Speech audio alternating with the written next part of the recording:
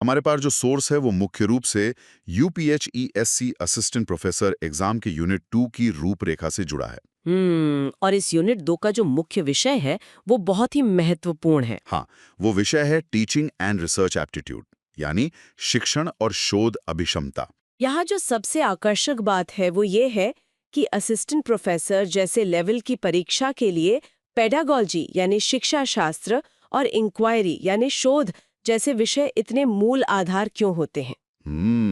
क्योंकि उन्हें आगे जाके पढ़ाना ही तो है। बिल्कुल, मैं यही स्पष्ट करना चाहूंगी कि जो लोग भविष्य में प्रोफेसर बनने वाले हैं उन्हें सिर्फ अपने विषय का ज्ञान होना काफी नहीं है। हाँ, उन्हें ये भी तो आना चाहिए कि उस ज्ञान को छात्रों तक कैसे पहुंचाना है। एकदम सही। और इसीलिए ये टीचिंग एंड रिसर्च एप्टीट्यूड का टॉपिक इतना क्रिटिकल हो जाता है। ये परखता है कि क्या एक उम्मीदवार में पढ़ाने की और रिसर्च करवाने की सही समझ है या नहीं। हेलो और स्वागत है सभी का एजुकेशन क्लासेस प्लेटफॉर्म पर। हमारे आज के इस नए डीप डाइव में मैं यहाँ इस प्लेटफॉर्म के जरिए उन सभी एस्पिरेंट्स का स्वागत करती हूँ जो यूजीसी नेट, जेआरएफ या यूपीएचईएस जैसे हायर एजुकेशन टीचिंग एग्जाम्स की बेहतरीन तैयारी कर रहे हैं। हाँ, और आज का हमारा जो विषय है टीचिंग एप्टीट्यूड एसेंशियल्स, ये तो मैं कहूँगा कि किसी भी टीचिंग एग्जाम की जान है। बिना इस बेस को समझे आगे बढ़ना थोड़ा मुश्किल हो जाता है। बिल्कुल सही कहा। और आज हमारा फोकस सिर्फ ऊपर ऊपर से टॉपिक्स पढ़ना नहीं है, हम डेफिनेशंस के आगे जाएंगे, कॉन्सेप्ट बिल्ड करेंगे। इस डीप डाइव का मिशन यही है कि शिक्षण की इस पूरी जटिल प्रक्रिया को, उसके मनोविज्ञान को एकदम बारीकी से अनपैक किया जाए। एग्जैक्टली, क्योंकि एग्जाम्स में अब डायरेक्ट क्वेश्चंस आना कम हो गए हैं। अब असर्शन और रीजनिंग वाले सवाल आते हैं जहाँ कॉन्सेप्चुअल क्लैरिटी बहुत जरूरी होती है। तो अगर हम शुरुआत करें तो मुझे बीओ स्मिथ की एक बहुत सटीक डेफिनेशन याद आती है। हाँ, उन्होंने टीचिंग को आर्ट और साइंस दोनों कहा था ना। हाँ बिल्कुल, उन्होंने कहा था कि टीचिंग सिर्फ क्लास में खड़े होकर नॉलेज ट्रांसफर करना नहीं है, ये एक पूरा सिस्टम ऑफ एक्शंस है जिसका आखिरी मकसद है लर्निंग को प्रेरित करना। अब इसको कला या आर्ट इसलिए कहते हैं क्योंकि हर टीचर की अपनी एक यूनिक शैली होती है, उसकी अपनी रचनात्मकता होती है। और विज्ञान इसलिए क्योंकि उसमें नियम होते हैं, साइकोलॉजी होती है, मेथड्स होते हैं। मतलब बिना साइंस के वो कला दिशाहीन हो सकती है। सही बात है, ये दोनों का एक बैलेंस है, लेकिन इस बैलेंस के साथ साथ एक बड़ा डिफरेंस है जो अक्सर लोग मिस कर जाते हैं। एप्टीट्यूड और एटीट्यूड के बीच का फर्क। एटीट्यूड का रोल आता है। एटीट्यूड का मतलब है उस टीचर का अपने प्रोफेशन की तरफ नजरिया कैसा है। क्या वो टीचर सिर्फ घंटे पूरे करने के लिए पढ़ा रहा है या सच में सामने वाले के जीवन में कोई बदलाव लाना चाहता है। और यही नजरिया तो तय करता है कि एक टीचर कितना प्रभावी होगा। अब इस शिक्षण प्रक्रिया को थोड़ा पीछे मुड़कर देखें तो इसके कुछ फाउंडेशनल मॉडल्स हैं, जैसे जॉन एडम्स का वो पुराना बाइपोलर प्रोसेस मॉडल। हाँ, एडम्स ने जब ये मॉडल दिया था तो उन्होंने इस पूरी प्रोसेस में सिर्फ दो लोगों को रखा था, एक टीचर और दूसरा स्टूडेंट। द्विध्रुवीय मॉडल जिसे कहते हैं। पर ये सुनने में थोड़ा अजीब नहीं लगता? मतलब एक बंद कमरे जैसी सिचुएशन लगती है जहां सिर्फ दो लोग हैं और बाहर की दुनिया का कोई असर ही नहीं हो रहा। अजीब लगता है क्योंकि ये आज के दौर में प्रैक्टिकल नहीं है, और यही कमी जॉन ड्यूई ने पहचान ली थी। उन्होंने इसको एक्सपैंड किया और ट्राइपोलर प्रोसेस का रूप दिया। ड्यूई ने कहा कि भैया, सीखना किसी वैक्यूम में तो होता नहीं है। सही कहा। तो उन्होंने तीसरा पोल क्या जोड़ा था? उन्होंने सोसाइटी या करिकुलम को जोड़ा। उनका ठोस तर्क था कि जो कुछ भी सिखाया जा रहा है उसका सीधा कनेक्शन इस बात से होना चाहिए कि समाज की जरूरतें क्या हैं, क्योंकि सीखने वाला व्यक्ति आखिर में जाएगा तो उसी समाज में ना, उसी सोसाइटी का हिस्सा बनेगा। बिल्कुल। और जब हम समाज की जरूरतों और शिक्षा की कनेक्शन की बात करते हैं तो इंटरनेशनल लेवल पर यूनेस्को के 4 पिलर्स ऑफ लर्निंग को मिस नहीं किया जा सकता। ये 4 स्तंभ दरअसल आजीवन सीखने का एक पूरा फ्रेमवर्क देते हैं। हाँ, वो 4 पिलर्स जो हैं वो किसी भी शिक्षा प्रणाली का आधार होने चाहिए। तो उनमें पहला है जानना, यानी टू नो। ये सीधा सीधा ज्ञान इकट्ठा करने और समझने से जुड़ा है। फिर दूसरा है करना, टू डू, जो सीख लिया उसको प्रैक्टिकल स्किल्स में अप्लाई करना। और तीसरा जो सबसे जरूरी लगता है आज के टाइम में, वो है एक साथ रहना, यानी टू लिव टुगेदर। ये एम्पैथी, टीम वर्क और सामाजिक सद्भाव सिखाता है। और चौथा है बनना, टू बी। ये एक व्यक्ति के पूरे होलिस्टिक डेवलपमेंट की बात करता है, एक बेहतर इंसान बनना। ये सुनने में थोड़ा फिलॉसफी जैसा लग सकता है, पर इसका एप्लीकेशन बहुत बड़ा है। अगर हम इंचियन डिक्लेरेशन को देखें जो सीधे SDG 4 सस्टेनेबल डेवलपमेंट गोल 4 से जुड़ा है। उसका टारगेट क्या है?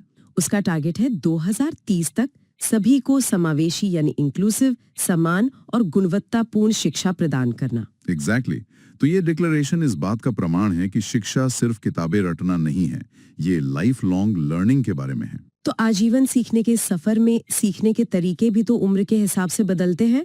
अगर हम एंड्रोगोजी स्पेक्ट्रम की बात करें, आमतौर पर लोगों को लगता है कि पढ़ाने का तरीका मतलब बस पेडागोजी, जो कि एक बहुत ही सीमित सोच है। पेडागोजी तो मुख्य रूप से छोटे बच्चों को पढ़ाने का मॉडल है, जिसमें सीखने की पूरी लगाम टीचर के हाथ में होती है। टीचर ही तय करता है कि क्या पढ़ाना है, कैसे पढ़ाना है। इसे एक तरह से हम टीचर सेंटर्ड या अथॉरिटेरियन मॉडल भी कह सकते हैं। और बच्चे बस उस इंस्ट्रक्शन को फॉलो करते हैं। पर जैसे जैसे उम्र बढ़ती है, जैसे अभी जो एस्पिरेंट्स हमें सुन रहे हैं, उनके सीखने का तरीका तो बिल्कुल अलग होगा। बिल्कुल अलग होता है, और इसलिए वयस्कों या एडल्ट्स की लर्निंग के लिए एंड्रेगॉगी का कॉन्सेप्ट लाया गया था। इसे मैल्कम नोल्स ने पॉपुलर किया था। एंड्रेगॉगी में सेल्फ डायरेक्टेड लर्निंग पर जोर होता है। यहाँ शिक्षक डिक्टेटर नहीं, एक फैसिलिटेटर होता है, मतलब मार्गदर्शक होता है बस। हाँ, और वयस्क क्या करते हैं? वो अपने पिछले अनुभवों को सीखने के टूल के रूप में इस्तेमाल करते हैं। उनको वही सीखना होता है जो उनके करियर या रियल लाइफ में तुरंत काम आए। ये पॉइंट बहुत क्लियर करता है चीजों को। पर इस स्पेक्ट्रम के आखिर में एक तीसरा स्तर भी है, हुटागोगी, जिसके बारे में हसे और केनियन ने बात की थी, और मुझे लगता है भविष्य यही है। ह्यूटागोजी तो पूरी तरह से सेल्फ डिटरमिन्ड लर्निंग है। यहाँ लर्नर खुद पूरी तरह स्वतंत्र है, कोई सेट सिलेबस नहीं है। वो खुद तय करता है क्या सीखना है और कैसे सीखना है। आज के डिजिटल दौर में जब हर जानकारी इंटरनेट पर है, तब तो हम सब कहीं ना कहीं ह्यूटागोजी ही प्रैक्टिस कर रहे हैं। एकदम सही। इन अप्रोचेस के साथ साथ लेवल्स ऑफ टीचिंग भी उतने ही जरूरी हैं। ये एक पिरामिड जैसा स्ट्रक्चर है जिसमें 3 मेन लेवल्स आते हैं। तो पिरामिड के सबसे नीचे आता है मेमोरी लेवल, जिसके मुख्य प्रस्तावक हर्बर्ट थे। इसमें ज्यादा फोकस तथ्यों को याद करने और रोट लर्निंग पर होता है। और इसी वजह से लोग इसकी काफी आलोचना भी करते हैं कि रटना क्यों है। पर सच्चाई ये है कि बिना आधार के इमारत नहीं बनती। बेसिक फैक्ट्स याद होने जरूरी हैं आगे बढ़ने के लिए। सही बात है। फिर इसके ऊपर आता है अंडरस्टैंडिंग लेवल, जो मॉरिसन ने दिया था। यहाँ सिर्फ रट्टा नहीं जाता, बल्कि कॉन्सेप्ट्स के बीच का रिलेशन समझा जाता है, विषय की एक गहरी समझ बनती है। और इस पिरामिड की सबसे टॉप पर बैठा है रिफ्लेक्टिव लेवल, जो हंट द्वारा विकसित किया गया था। यहाँ सबसे एडवांस लेवल की प्रॉब्लम सॉल्विंग और क्रिटिकल थिंकिंग आती है। यहाँ लर्नर खुद नए सॉल्यूशंस निकालता है। वैसे इसमें एक और पॉइंट ऐड करना चाहूंगी। मॉरिस सेलबिग ने इस पिरामिड में एक चौथी लेयर जोड़ी थी, मेमोरी लेवल के भी नीचे, ऑटोनॉमस लेवल। हाँ, ये वो सीखना है जो बिल्कुल प्राकृतिक है। एक छोटा बच्चा अपने आसपास देखकर जो नेचुरली सीख जाता है, बिना किसी फॉर्मल शिक्षा के। बिल्कुल। अब जब हम लेवल्स की बात कर ही रहे हैं, तो सीखने के स्तर को मापने वाले सबसे क्लासिकल फ्रेमवर्क की तरफ आते हैं, ब्लूम्स टैक्सोनॉमी। यूजीसी नेट के पेपर में शायद ही कोई ऐसी शिफ्ट हो जिसमें ब्लूम्स टैक्सोनॉमी से क्वेश्चन ना आता हो। एग्जैक्टली। तो ब्लूम्स टैक्सोनॉमी को 3 डोमेन्स में बांटा गया है। पहला है कॉग्निटिव डोमेन, जो पूरी तरह से दिमाग और इंटेलेक्चुअल कैपेसिटी से जुड़ा है। और इसमें एस्पिरेंट्स को एक चीज का बहुत ध्यान रखना चाहिए। 2001 में एंडरसन और क्राथवोल ने पुरानी 1956 वाली टैक्सोनॉमी को रिवाइज किया था। उन्होंने नाउन्स को हटाकर वर्ब्स का इस्तेमाल शुरू किया, और सबसे बड़ा बदलाव था पिरामिड के टॉप पर। वहां उन्होंने इवैल्यूएशन को हटाकर क्रिएट यानी निर्माण करने को रख दिया। ये डिटेल एग्जाम के पॉइंट ऑफ व्यू से काफी हाई यील्ड है। फिर दूसरा डोमेन आता है अफेक्टिव डोमेन, जिसे क्रथवोल ने दिया था।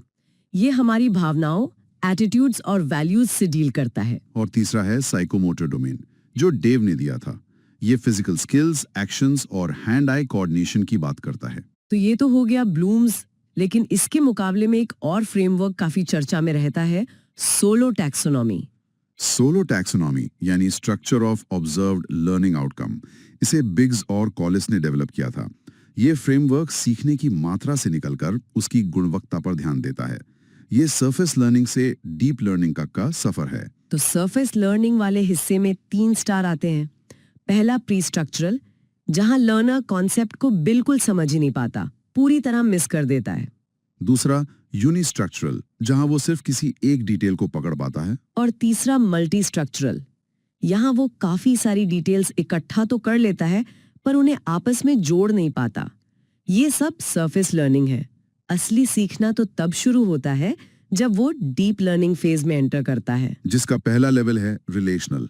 यहाँ लर्नर आखिरकार उन सभी अलग अलग डिटेल्स को जोड़कर एक मुकम्मल कॉन्सेप्ट बनाता है।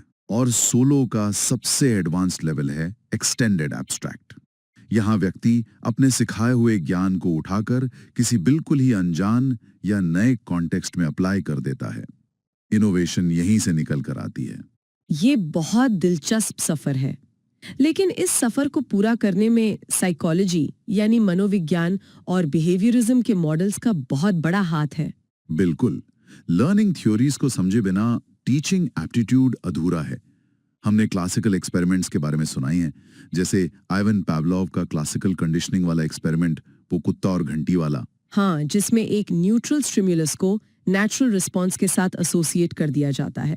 और फिर बीएफ स्किनर की ऑपरेंट कंडीशनिंग, जिसमें चूहे पर एक्सपेरिमेंट किया गया था और बताया गया था कि व्यवहार को रिवॉर्ड और पनिशमेंट यानी रीइंफोर्समेंट से कैसे शेप किया जा सकता है। और इनके साथ आते हैं एडवर्ड थॉर्नडाइक, उनका ट्रायल एंड एरर का सिद्धांत और उसके 3 मशहूर नियम।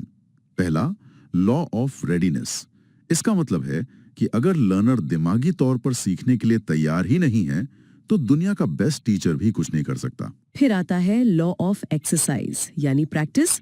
जितना अभ्यास करोगे कनेक्शन उतना स्ट्रांग होगा। और तीसरा है लॉ ऑफ इफेक्ट। हाँ, जिसका सीधा मतलब है कि अगर सीखने के बाद संतुष्टि या प्लेजर मिलता है तो वो व्यवहार रिपीट होता है। पर ये सभी व्यवहारवादी थ्योरीज सिर्फ बाहरी व्यवहार पर फोकस करती थी, इसीलिए कॉग्निटिव या संज्ञानात्मक थ्योरीज का आना जरूरी था, जिसमें जॉन पियाजे का नाम सबसे ऊपर आता है। पियाजे ने बताया था कि बच्चे अपने दिमाग में इंफॉर्मेशन स्टोर करने के लिए स्कीमा बनाते हैं, मतलब छोटे छोटे मेंटल ब्लॉक्स। और जब कोई नई जानकारी आती है तो सीखने वाला पहले उस जानकारी को अपने पुराने मेंटल ब्लॉक में फिट करने की कोशिश करता है, जिसे उन्होंने एसिमिलेशन कहा। पर अगर वो नई जानकारी उस पुराने खांचे में फिट ना हो तो दिमाग को अपना खांचा बदलना पड़ता है। इस बदलाव को अकोमोडेशन कहते हैं। ये एक बहुत नेचुरल तरीका है दिमाग के अपडेट होने का। लेकिन इस अपडेटिंग प्रोसेस में सोसाइटी का भी तो बड़ा रोल है। यहाँ लेव वाइगोत्स्की की सोशो कल्चरल थ्योरी काफी रेलेवेंट हो जाती है।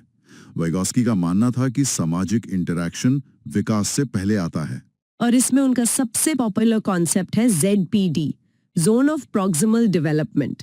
इसे ऐसे समझ सकते हैं कि एक सीखने वाला व्यक्ति अकेले जहां तक पहुंच सकता है और किसी एक्सपर्ट की मदद से जहां तक जा सकता है, उन दोनों के बीच का जो फासला है वही ZPD है। असली लर्निंग वही होती है। और जो एक्सपर्ट मदद करता है उसे वाइगोत्स्की ने MKO कहा, मोर नॉलेजेबल अदर। और इस पूरी मदद देने की प्रक्रिया को एक बहुत खूबसूरत नाम दिया गया, स्कैफोल्डिंग। जैसे जब नई बिल्डिंग बनती है तो बाहर से बल्लियों का एक सहारा लगाया जाता है और बिल्डिंग तैयार होने पर उसे हटा लिया जाता है। क्या जबरदस्त एनालॉजी है ये। स्कैफोल्डिंग बिल्कुल वैसी ही टेम्परेरीली दी जाने वाली मदद है। अब इन सब के साथ एल्बर्ट बैंडूरा की सोशल लर्निंग थ्योरी भी आती है। उनका बोबो डॉल एक्सपेरिमेंट ये बताता है कि हम दूसरों को देखकर या ऑब्जर्व करके कैसे सीखते हैं। हाँ, और उस ऑब्जर्वेशन लर्निंग के 4 स्टेजेस हैं। ध्यान देना यानी अटेंशन, उसे दिमाग में रखना यानी रिटेंशन, उस बिहेवियर को रिपीट करना यानी रिप्रोडक्शन, और ऐसा करने के लिए मोटिवेशन होना। इन सभी मनोवैज्ञानिक सिद्धांतों के दौरान एक खासकर किशोरावस्था यानी एडोलेसेंस को समझना भी बहुत जरूरी है। GS हॉल ने इस उम्र को स्ट्रेस एंड स्टॉर्म यानी तनाव और तूफान की अवस्था कहा था। और एरिक एरिक्सन ने अपनी साइको सोशल डेवलपमेंट थ्योरी में इस स्टेज को आइडेंटिटी वर्सेस रोल कंफ्यूजन का नाम दिया था। अगर एक टीचर समझ ले कि उसका टीनेजर स्टूडेंट इस आइडेंटिटी क्राइसिस से गुजर रहा है तो वो उसके व्यवहार को बेहतर ढंग से हैंडल कर पाएगा। बिल्कुल, लेकिन ये सब साइकोलॉजी और थ्योरीज किताबों में पढ़ना और उन्हें एक एक्चुअल भरी हुई क्लासरूम में अप्लाई करना, इन दोनों बातों में जमीन आसमान का फर्क है। वही तो सबसे बड़ा चैलेंज है। इसीलिए जैक्सन ने टीचिंग को 3 अलग-अलग फेजेस में बांट दिया था ताकि इसको मैनेज किया जा सके। हाँ, जैक्सन के अनुसार पहला है प्री एक्टिव फेज, ये क्लास में जाने से पहले की प्लानिंग होती है। दूसरा है इंटरैक्टिव फेज, जब आप एक्चुअली क्लास में खड़े होकर एग्जीक्यूशन कर रहे होते हैं। और तीसरा है पोस्ट एक्टिव फेज, यानी इवैल्यूएशन और असेसमेंट। और इस एग्जीक्यूशन को परफेक्ट बनाने के लिए एक बहुत ही शानदार कॉन्सेप्ट विकसित किया गया, माइक्रो टीचिंग, जिसे D.W. एलन ने शुरू किया था और बाद में इसका इंडियन मॉडल भी आया। माइक्रो टीचिंग तो एक तरह से टीचिंग को बिल्कुल माइक्रोस्कोपिक लेवल पर देखता है। ये एक स्केल्ड डाउन टीचिंग एनकाउंटर है जिसमें क्लास का साइज छोटा कर दिया जाता है और एक वक्त पर सिर्फ एक टीचिंग स्किल पर फोकस किया जाता है। बिल्कुल, इंडियन मॉडल के हिसाब से इसका पूरा साइकिल 36 मिनट का होता है, जिसका ब्रेकडाउन काफी सिस्टमैटिक है। 6 मिनट की टीचिंग, फिर 6 मिनट का फीडबैक, फिर आगे के 12 मिनट रीप्लानिंग के लिए, फिर 6 मिनट रीटीचिंग और आखिर में 6 मिनट रीफीडबैक। और ध्यान रखने वाली बात यह है कि इस 36 मिनट में प्लानिंग वाला समय शामिल नहीं होता। ये पूरा साइकिल एक टीचर की स्किल को पॉलिश करने के लिए जबरदस्त है। लेकिन चलिए मान लिया हमने माइक्रो टीचिंग से लेसन प्लान परफेक्ट कर लिया, पर जब रियल क्लास में 50 लोग सामने बैठे हों तो सबसे बड़ी जरूरत बन जाती है classroom management. Classroom management styles कई तरह के होते हैं। जैसे कुछ टीचर्स होते हैं ऑथोरिटेरियन, उनकी क्लास में स्ट्रिक्टली रूल्स चलते हैं, बच्चे डर के शांत रहते हैं पर उनकी क्यूरियोसिटी मर जाती है। और इसके बिल्कुल उलट होते हैं परमिसिव स्टाइल्स वाले टीचर्स, जो बहुत ज्यादा छूट दे देते हैं, कोई डिसिप्लिन नहीं होता, वहां तो पढ़ाई हो ही नहीं पाती। तो सबसे बेहतर क्या है? सबसे बेहतर है ऑथोरिटेटिव स्टाइल। ये एक बैलेंस्ड अप्रोच है। यहाँ अनुशासन भी है और गर्मी या अपनापन भी। लेकिन इस ऑथोरिटेटिव माहौल को बनाए रखने के लिए क्लास में कम्युनिकेशन कैसा चल रहा है ये मापना भी जरूरी है। इसके लिए Flanders interaction analysis category system है जिसे FIACS कहते हैं। FRCS बहुत पॉपुलर है, लेकिन उसकी एक कमी है। वो सिर्फ और सिर्फ वर्बल बिहेवियर पर ध्यान देता है, यानी टीचर और स्टूडेंट के बीच की बातचीत, टीचर टॉक और प्यूपिल टॉक इसमें शामिल किया, क्योंकि कई बार एक टीचर का सिर्फ एक फेशियल एक्सप्रेशन या एक इशारा उसके शब्दों से ज्यादा असर करता है। एकदम सही। और अब तो कम्युनिकेशन और इंटरैक्शन के तरीके पूरी तरह बदल चुके हैं। हायर एजुकेशन में डिजिटल इनिशिएटिव्स ने पढ़ाई की परिभाषा ही बदल दी है। बिल्कुल, अगर हम स्वयं पोर्टल की बात करें जो डिजिटल एजुकेशन का सबसे बड़ा इनिशिएटिव है, इसके 3 मूल सिद्धांत कार्डिनल प्रिंसिपल्स हैं: एक्सेस, इक्विटी और क्वालिटी, यानी सब तक पहुंच, समान अवसर और बेहतरीन गुणवत्ता। और इसके 4 क्वाड्रेंट्स हैं, जिसमें वीडियो लेक्चर्स आते हैं, ई कंटेंट होता है जिसे डाउनलोड किया जा सके, सेल्फ असेसमेंट टेस्ट्स होते हैं और ऑनलाइन डिस्कशन फोरम्स होते हैं डाउट्स क्लियर करने के लिए। और जहां इंटरनेट की प्रॉब्लम है वहां स्वयं प्रभा काम आता है। ये 40 DTH चैनल्स का एक ग्रुप है जो GS8015 सैटेलाइट के जरिए लगातार 24/7 एजुकेशनल कंटेंट टेलीकास्ट करता है। जब सीखने के मीडियम इतने एडवांस हो गए हैं तो मूल्यांकन यानी इवैल्यूएशन का सिस्टम भी पुराना नहीं रह सकता। इवैल्यूएशन की बात करें तो मेन रूप से 2 टाइप सामने आते हैं, फॉर्मेटिव और समेटिव। फॉर्मेटिव इवैल्यूएशन वो है जो क्लास के दौरान पढ़ाते वक्त लगातार चलता रहता है। इसका मकसद किसी को पास या फेल करना नहीं होता, बल्कि सीखने की प्रोसेस में सुधार लाना और कमियों को पहचानना होता है। और समेटिव इवैल्यूएशन बिल्कुल एंड में होता है, जैसे टर्म एंड एग्जाम्स। उसका मेन पर्पस होता है ग्रेडिंग देना और फाइनल आउटकम तय करना। इसमें सुधार की गुंजाइश नहीं बचती। एक और बड़ा इंटरेस्टिंग टॉपिक है इवैल्यूएशन में जहां एस्पिरेंट्स थोड़ा फंस जाते हैं, NRT और CRT का फर्क। NRT यानी नॉर्म रेफरेंस टेस्ट। हाँ, NRT में एक लर्नर की तुलना बाकी सभी लर्नर्स से की जाती है। इसका मकसद ये देखना होता है कि बाकियों के मुकाबले कौन कितना बेहतर है। जैसे कॉम्पिटिटिव एग्जाम्स में परसेंटाइल और रैंक आती है, जबकि CRT यानी क्राइटेरियन रेफरेंस्ड टेस्ट में तुलना किसी और से नहीं बल्कि एक पहले से तय किए गए स्टैंडर्ड से होती है। अगर रूल है कि 33% पर पास है तो जो भी 33% लाएगा वो पास है, चाहे टॉपर के 99 आए या 40 आए।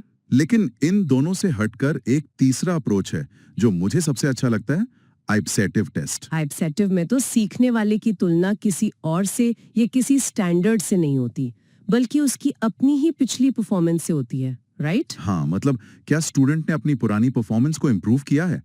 ये खुद से आगे बढ़ने का बेंचमार्क है जो मेंटली बहुत हेल्दी अप्रोच है। ये पूरी चर्चा सच में डीप होती जा रही है।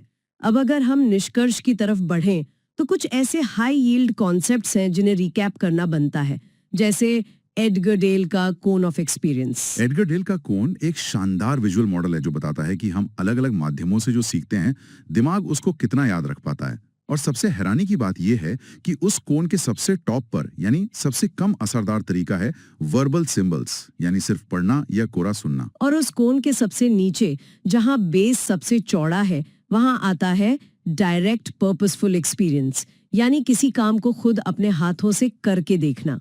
ये सीखने का सबसे पावरफुल और बेहतरीन तरीका माना गया है। इसी से जुड़ा एक और हाई यील्ड कॉन्सेप्ट है ट्रांसफर ऑफ लर्निंग। इसके दो मेन टाइप्स होते हैं, हाई रोड ट्रांसफर और लो रोड ट्रांसफर।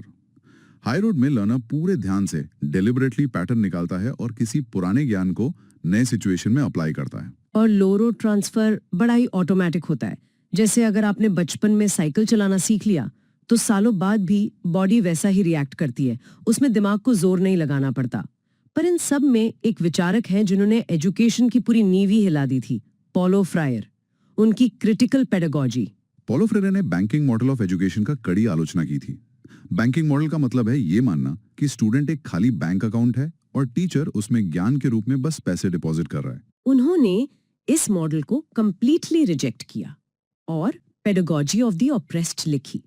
उन्होंने प्रॉब्लम पोजिंग मॉडल का सपोर्ट किया, जिसमें लर्नर चिंतन करता है, सवाल उठाता है और चीजों को क्रिटिकली एनालाइज करता है। अगर हम इस डीप डाइव के सभी प्रमुख बिंदुओं को एक फ्रेम में लाएं, तो हम देखते हैं कि टीचिंग एक कला से शुरू होती है, फिर माइक्रो टीचिंग, ब्लूम की टेक्सोनॉमीज और मनोविज्ञान के टच से वो एक ठोस विज्ञान बनती है, और आखिर में पाउलो फ्रेरे जैसी सोच आती है जहां शिक्षा सामाजिक बदलाव का एक बड़ा जरिया बन जाती है। बिल्कुल सही सम अप किया आपने।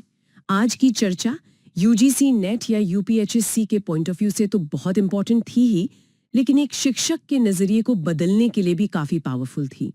पर हम अपने एस्पिरेंट्स को एक ऐसे सवाल के साथ छोड़ना चाहते हैं जो उन्हें इसके आगे सोचने पर मजबूर करे। हाँ, एक फाइनल प्रोवोकेटिव थॉट। अगर एडगर डेल का कौन कहता रहे कि खुद करके देखना सबसे बेस्ट है और हेयोटोगॉजी बताती है कि भविष्य का लर्नर पूरी तरह सेल्फ डिटर्मिन्ड होगा, तो क्या आने वाले कल में ये ट्रेडिशनल बंद कमरों वाली क्लासरूम्स पूरी तरह खत्म हो जाएंगी? और क्या हम सच में एक ऐसे दौर की तरफ तेजी से बढ़ रहे हैं जहां हर कोई खुद ही अपना टीचर होगा?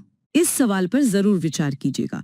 आज की इस डीप डाइव में बस इतना ही। हमारे साथ जुड़े रहने के लिए और इस डिस्कशन का हिस्सा बनने के लिए बहुत बहुत धन्यवाद। अपनी तैयारी पूरी मेहनत से करते रहिए।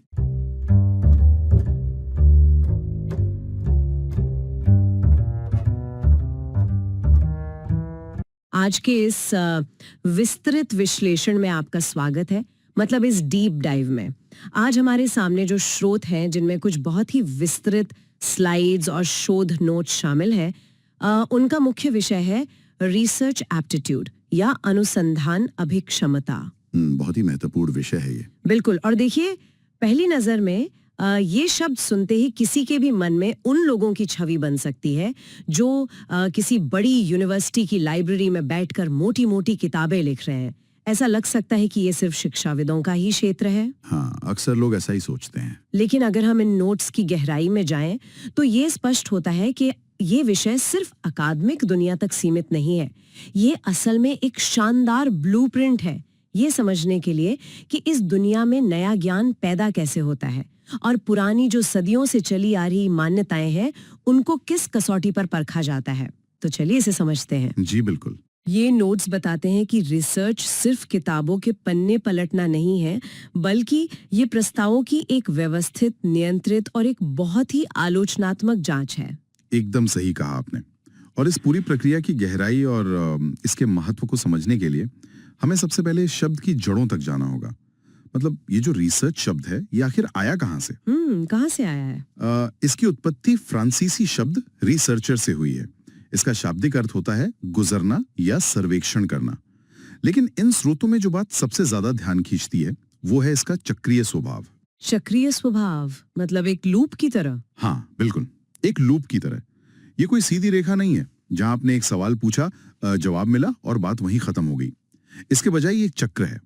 एक अच्छी रिसर्च हमेशा एक समस्या, मतलब आज के इस डिजिटल युग में जहां हर तरफ सूचनाओं की बाढ़ है, न्यूज फीड्स, सोशल मीडिया के दावे और अनगिनत आर्टिकल्स। बिल्कुल, सूचनाओं की कोई कमी नहीं आज। हाँ, तो ये समझना बहुत जरूरी हो जाता है कि कौन सी जानकारी किसी ठोस वैज्ञानिक आधार पर टिकी है और कौन सी महज किसी की व्यक्तिगत राय है। रिसर्च एप्टीट्यूड एक ऐसा चश्मा प्रदान करता है जिससे हम जानकारी को फिल्टर कर सकते हैं। तो अगर हम वैज्ञानिक अनुसंधान की बात करें तो इसके बुनियादी आधार क्या हैं? देखिए, अगर हम इसे एक बड़ी तस्वीर से जोड़ें तो वैज्ञानिक अनुसंधान कुछ बहुत ही मजबूत स्तंभों पर टिका होता है। स्रोतों में इसकी 6 प्रमुख विशेषताओं का बहुत गहराई से विश्लेषण किया गया है। हाँ, 6 विशेषताएं। जी। इनमें से जो सबसे पहली और शायद सबसे महत्वपूर्ण विशेषता है वो है वस्तुनिष्ठता, यानी ऑब्जेक्टिविटी। ऑब्जेक्टिविटी? इसका सीधा सा मतलब है कि जो व्यक्ति शोध कर रहा है उसे अपने व्यक्तिगत पूर्वाग्रहों, अपनी मान्यताओं और भावनाओं से पूरी तरह मुक्त होना चाहिए। तथ्य बिल्कुल वैसे ही पेश किए जाने चाहिए जैसे वे वास्तविकता में हैं, न कि वैसे जैसे शोधकर्ता उन्हें देखना चाहता है या साबित करना चाहता है। बिल्कुल सही। ये बात तो पूरी तरह समझ में आती है, क्योंकि अगर पूर्वाग्रह शामिल हो गए तो नतीजे तो पहले से ही तय हो जाएंगे, है ना? हाँ, फिर वो रिसर्च कहाँ रही। सही बात है। इसी से जुड़े 2 और बहुत ही महत्वपूर्ण शब्द इन नोट्स में उभर कर आते हैं। विश्वसनीयता यानी रिलायबिलिटी और वैधता यानी वैलिडिटी। अक्सर लोग इन दोनों को एक ही मान लेते हैं, लेकिन इनमें एक बहुत बड़ा फर्क है और वो फर्क समझना बहुत जरूरी है। बिल्कुल। विश्वसनीयता का मतलब है निरंतरता और दोहराव। मतलब मान लीजिए किसी व्यक्ति के पास एक वजन नापने की मशीन है, वो व्यक्ति उस पर एक ही दिन में 5 बार खड़ा होता है और वो मशीन हर बार बिल्कुल एक समान वजन दिखाती है, तो इसका मतलब है कि वो मशीन विश्वसनीय है। वो लगातार एक ही परिणाम दे रही है। एकदम सटीक उदाहरण है। लेकिन यहीं पर वैधता या वैलिडिटी का पेंच आता है। वो कैसे? देखिए, वैधता का मतलब सटीकता से है। हो सकता है कि वो मशीन लगातार एक ही वजन दिखा रही हो, लेकिन क्या वो सच में सही वजन नाप रही है? क्या ऐसा तो नहीं कि उस मशीन में कोई तकनीकी खराबी है और वो हर बार असल वजन से 5 किलो ज्यादा दिखा रही है? ओहो, मतलब कंसिस्टेंट तो है लेकिन गलत कंसिस्टेंट है। बिल्कुल। अगर ऐसा है तो वो मशीन विश्वसनीय तो है लेकिन वैध नहीं है। एक वैज्ञानिक रिसर्च को हमेशा वही मापना चाहिए जिसका वो दावा कर रही है। जैसे अगर एक टेस्ट किसी छात्र की गणित की क्षमता मापने के लिए बना है, लेकिन उसमें भाषा के इतने कठिन शब्द हैं कि छात्र सवाल ही नहीं समझ पा रहा, तो वो टेस्ट गणित की नहीं बल्कि भाषा की परीक्षा ले रहा है। एकदम सही। यहाँ वैधता खत्म हो जाती है। ये बहुत ही बढ़िया उदाहरण था। इसके बाद स्रोतों में सामान्यीकरण या जनरलाइजेबिलिटी और अनुभववाद यानी एम्पेरिसिज्म का जिक्र है। जहां तक मैं समझ पा रही हूँ, सामान्यीकरण ये तय करता है कि क्या किसी छोटे से समूह पर किए गए शोध के नतीजे हम एक पूरी आबादी पर लागू कर सकते हैं। बिल्कुल। और अनुभववाद का मतलब है कि ये पूरी प्रक्रिया सिर्फ ख्याली पुलाव ना हो, बल्कि वास्तविक दुनिया के अवलोकन और ठोस डेटा पर आधारित हो। हाँ, एम्पिरिसिज्म का यही मूलाधार है। और जो छठी विशेषता है वो वही है जिसकी हमने अभी शुरुआत में चर्चा की, इसका चक्रीय होना। तो ये सभी विशेषताएं मिलकर वैज्ञानिक पद्धति का निर्माण करती हैं। सही। लेकिन यहाँ एक बहुत बड़ा सवाल ये उठता है कि क्या दुनिया की हर चीज को, हर मानवीय व्यवहार को इन्हीं कठोर वैज्ञानिक पैमानों पर मापा जा सकता है? ये तो सोचने वाली बात है। ये सवाल हमें रिसर्च के पीछे के दर्शन या फिलॉसफी की ओर ले जाता है। स्रोतों में 19वीं सदी और 20वीं सदी के बीच सोच में आए एक बहुत बड़े ऐतिहासिक बदलाव का जिक्र है। हाँ, ये बदलाव सच में बहुत आकर्षक है। यहाँ से विषय थोड़ा और गहरा हो जाता है। सबसे पहले बात करते हैं 19वीं सदी के प्रत्यक्षवाद यानी पॉजिटिविज्म की। जी, पॉजिटिविज्म। ये पूरी तरह से वैज्ञानिक पद्धति और भौतिक विज्ञानों के प्रभाव में था। इसके प्रणेता अगस्ट कॉम्टे को माना जाता है। प्रत्यक्षवाद का मूल विचार ये था कि वास्तविकता केवल एक है और वो पूरी तरह से वस्तुनिष्ठ है। बिल्कुल ब्लैक एंड व्हाइट। हाँ, एकदम। इस सोच के अनुसार विज्ञान ही एकमात्र सत्य है और किसी भी रिसर्च का अंतिम लक्ष्य सार्वभौमिक नियम या यूनिवर्सल लॉज खोजना है। यह दृष्टिकोण पूरी तरह से मात्रात्मक यानी संख्याओं पर आधारित और नियतात्मक था, जहाँ ये माना जाता था कि हर कार्य का एक निश्चित कारण होता है। लेकिन जैसे जैसे समय बीता, विचारकों को ये एहसास होने लगा कि ये नजरिया इंसानों पर पूरी तरह लागू नहीं हो सकता, क्योंकि इंसान कोई मशीन थोड़ी है। बिल्कुल, इंसान कोई मशीन या रसायन नहीं है जो हर बार एक ही तरह की प्रतिक्रिया देंगे। यहीं से 20वीं सदी में उत्तर प्रत्यक्षवाद यानी पोस्ट पॉजिटिविज्म का प्रवेश होता है। यहाँ ये बहुत दिलचस्प हो जाता है। हाँ, कार्ल पॉपर जैसे विचारकों ने प्रत्यक्षवाद की बहुत कड़ी आलोचना की। उत्तर प्रत्यक्षवाद ये मानता है कि वास्तविकता एक नहीं बल्कि कई हो सकती हैं और ये अक्सर व्यक्तिपरक यानी सब्जेक्टिव होती है। देखने वाले के नजरिए पर निर्भर करता है। बिल्कुल, दुनिया को देखने का नजरिया इस बात पर निर्भर करता है कि उसे कौन देख रहा है। इसका लक्ष्य सार्वभौमिक नियम खोजना नहीं है बल्कि किसी विशेष संदर्भ और मानवीय व्यवहार की जटिलता को समझना है। इसलिए ये दृष्टिकोण गुणात्मक यानी क्वालिटेटिव और संभाव्य होता है। और कार्ल पॉपर का जिक्र आते ही इन नोट से एक बहुत ही खास कॉन्सेप्ट सामने आता है, फॉल्सिफिकेशन यानी सिद्धांतों को गलत साबित करने की अवधारणा। ये विज्ञान के दर्शन में बहुत बड़ा मोड़ था। सच में ये बहुत ही क्रांतिकारी विचार था। इसका मतलब है कि विज्ञान तभी आगे बढ़ता है जब वैज्ञानिक अपनी ही थ्योरीज को गलत साबित करने की कोशिश करते हैं, ना कि सिर्फ उन्हें सही ठहराने के लिए सबूत जमा करते हैं। उदाहरण के लिए मान लीजिए कोई कहता है कि सभी हंस सफेद होते हैं। प्रत्यक्षवादी इसे साबित करने के लिए हजारों सफेद हंस खोजेगा, लेकिन एक उत्तर प्रत्यक्षवादी सिर्फ एक काले हंस की तलाश करेगा जो उस पूरे सिद्धांत को एक झटके में गलत साबित कर सके। ये एक बहुत ही शानदार उदाहरण है। तो अगर उत्तर प्रत्यक्षवाद हमें ये बताता है कि दुनिया जटिल और व्यक्तिपरक है, तो सवाल ये उठता है कि शोधकर्ता वास्तविकता में इसे कैसे मापते हैं। यही तो मुख्य बात है। यहीं से बात अनुसंधान के वर्गीकरण पर आती है। स्रोतों में इसे तर्क और उद्देश्य के आधार पर बांटा गया है। तर्क के आधार पर दो मुख्य प्रकार हैं, निगमनात्मक यानी डिडक्टिव और आगमनात्मक यानी इंडक्टिव। निगमनात्मक को हम टॉप डाउन अप्रोच कह सकते हैं। इसमें एक स्थापित सिद्धांत से शुरुआत होती है, फिर एक परिकल्पना या हाइपोथेसिस बनाई जाती है, डेटा इकट्ठा किया जाता है और अंत में उस सिद्धांत की पुष्टि की जाती है। बिल्कुल, ऊपर से नीचे की तरफ। लेकिन मुझे आगमनात्मक या बॉटम अप अप्रोच हमेशा ज्यादा दिलचस्प लगता है। क्या इसमें सच में बिना किसी थ्योरी के सिर्फ डेटा को देखकर नए पैटर्न ढूंढे जाते हैं? हाँ, इसका मूल विचार यही है। आगमनात्मक शोध में शुरुआत वास्तविक दुनिया के अवलोकनों से होती है। आप डेटा इकट्ठा करते हैं, उसमें कोई पैटर्न या रुझान देखते हैं, उसके आधार पर एक परिकल्पना बनाते हैं और अंततः एक बिल्कुल नया सिद्धांत करते हैं। ये तो नई खोजों के लिए बहुत जरूरी प्रक्रिया है। बिल्कुल है। अब अगर हम उद्देश्य के आधार पर वर्गीकरण की बात करें तो तीन मुख्य श्रेणियां उभरती हैं। पहली है मौलिक अनुसंधान, जिसे हम फंडामेंटल या प्योर रिसर्च भी कहते हैं, जो सिर्फ ज्ञान के लिए होती है। हाँ, ये केवल ज्ञान की सीमाओं को बढ़ाने के लिए है। इसका तुरंत कोई व्यावहारिक उपयोग नहीं होता, जैसे ब्रह्मांड की उत्पत्ति का अध्ययन करना।